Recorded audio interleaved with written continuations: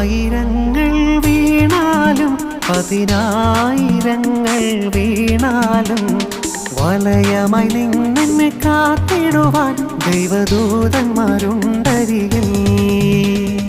ആയിരങ്ങൾ വീണാലും പതിനായിരങ്ങൾ വീണാലും വലയമായി നിന്നെ കാത്തിടുവാൻ ദൈവദൂതന്മാരുണ്ടരികിൽ.